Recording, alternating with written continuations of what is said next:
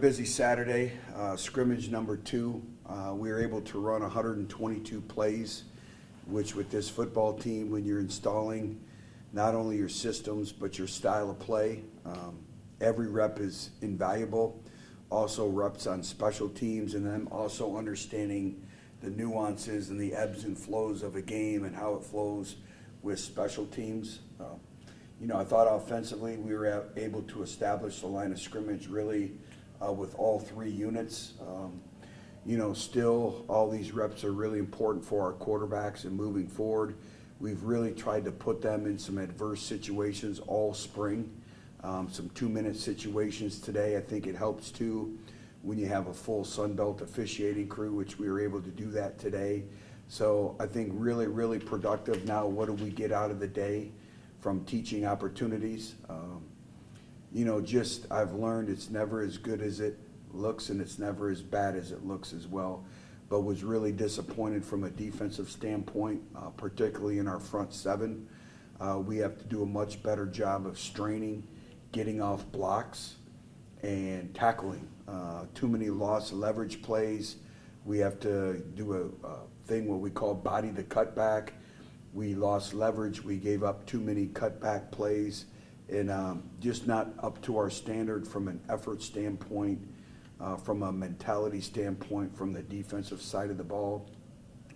I think offensively we have to be much more efficient when we throw the football, but also some things to build upon, some teach moments, and get the most out of every day this week leading up to the spring game. Come Saturday, spring game will be another critical evaluation tool for us. We'll do a quarterback challenge, which I think will be really good for our fan base to really see all of our quarterbacks, be able to see them compete. We'll do some one-on-one competitions, some individual drills, and then we'll play football as well. Just how thrilled were you with the running back room as a whole today, because just about all of them made some plays today? Yeah, they did. I think they're really feeding off of each other. It's led with Devin Spencer and Kenyon Clay. Those 2 individuals have really done a remarkable job in terms of leadership and setting a standard and an expectation. And then a true freshman in Solomon Baggett, graduated early, has come in and really helped solidify that room, so to speak. And then, we have more individuals competing as well. But you can never have enough depth at the running back position because of just the physicality of that position. But was really pleased with the efforts. But, again, we have to focus on the small details of winning football. A lot of times we are cutting the ball back too much across the grain and really trusting our eyes. I think if there's one common theme where you say, what's some of the things we need to improve upon in this last week, it's total and complete eye discipline, on really both sides of the ball and even into special teams as well. How would you size up the way that O-line played today? I'll know a little bit more when I watch the film. Like I said, it's all 5 of those individuals working together as one and being coordinated with the running back and the quarterback. But I'll know a little bit more when I watch it. You can't just judge everything by the end result. But what I think what we're witnessing in the offensive line is we have an extremely competitive group right now. We've been able to really acquire some players through the transfer portal that has really come in and really upped our standard and upped our competition level in that room. And so I think what you're seeing is a lot of these individuals have elevated their game throughout the course of the spring just because of bringing in some individuals through the transfer portal.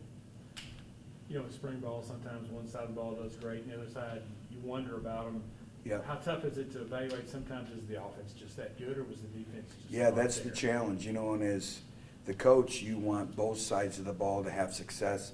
I think you saw that a little bit today. But it's like we talked about last week, going into that first scrimmage, is you want everything to really be highly contested and highly competitive. I think that's the biggest thing. And at times, I didn't think we had plays that were highly contested plays in drives and series, and That's more what I want to see this week, and even in the spring game is, every yard counts, every rep counts, every play is contested. And I think as we grow as a team, I think we will get better. I think the other thing to answer your question on the offensive line, I think what you're seeing in our offensive line is it's our second group. Our second group is vastly improved from last year. So there's not really much drop off from the first group to the second group. So I think that probably exposes the defense a little bit more, because there is a distinct difference in our second group in the O-line. Our second group in the D-line right now, they all got here, they're trying to figure things out. And that's why you got to accentuate the positive, you got to build upon it, but you also can't compromise your belief system. And then it leads into a foundation that moves into the next evolution of this team, and that's the summer. How are you feeling about the specialist group as a whole at this point of spring ball? Yeah, work in progress. New long snapper, new punter, new short snapper, new holder. So a lot that goes into it. But I thought our field goal kickers have done a good job all spring. Clune has been very consistent, and we worked hard with the specialists, and it's work in progress, but I've been really encouraged by what I see. How good was it to see Blake Ruby at practice today? Well, he actually came yesterday and came to our walkthrough and wanted to talk to all of our specialists and see how the coaches. And I think anytime you can have someone like a Blake Ruby come and be around your players, and the passion that he has for this place, the respect that he has for this place and our program, and he's one of us. And so to have him back in the building, and he stops by all the time, and just been really, really excited for him too, and the career that he's been able to make in the NFL. But he's very humble and has a lot of humility. So to be able to have him back was great. I know you'll go back in. I even think he got a little bigger. I told him I think he's put some weight on. He looks a little bigger. I think he's got taller too. I know you'll go back and watch the tape, but your initial impression of Trey Owens today? Yeah, I think Trey is an individual who's getting better and better with repetitions.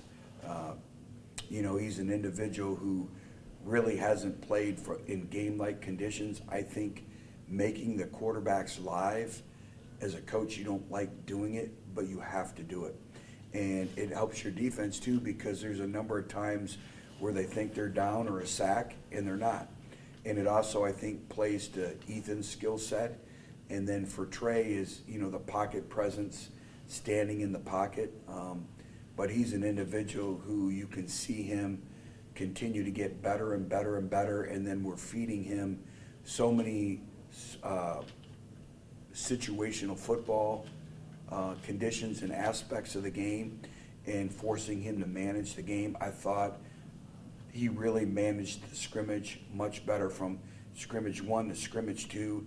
The management of the game from the quarterback position that he brought to it was greatly, greatly improved.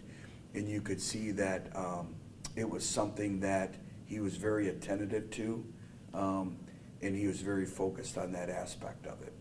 You touched on Ethan briefly. Just your thoughts on Ethan, Drew, and Jeremy at this point of spring?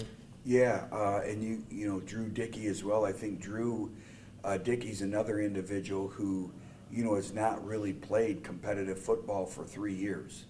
And so every rep is critical. And I think Drew is an individual, the last few practices, the game has really started to slow down for him. Jeremy is the same way, has not played much football, so every rep he gets. And then like we spoke about with Trey and Ethan really the same thing. It's one thing, Ethan has a really, really special skill set. But when you get into managing the game from the quarterback position, understanding that sometimes a throwaway on third down is the best play because it's the only play and you live to punt and play field position. We got to get Ethan out of the mode that, he's trying to live or die on every play, and we need to limit the catastrophic plays. And there's a management. Playing quarterback in our offense is the equivalent of playing point guard on a basketball team. You gotta know when and how to distribute the football. You gotta know when to push the tempo, when not to push the tempo. You know, being a quarterback is being a problem solver. And again, I see all four of those individuals getting better with reps. Where the challenging thing is managing those reps, because you only have so many reps in a practice. And when you're repping four quarterbacks, that's a challenge in and of itself. Similar sometimes defensively, you saw Sultan Patton to show up with a sack or, Yeah. you know, hurry in on a 2-point conversion and make him throw it, you know, that sort of thing. I see the flashes with Sultan, and Sultan's going to do nothing but get better. He has to be one of our key contributors from the edge position. When you look at that room, just about everybody's brand new. You know, Ryan Reese returns, but, you know, he played very sparingly last year.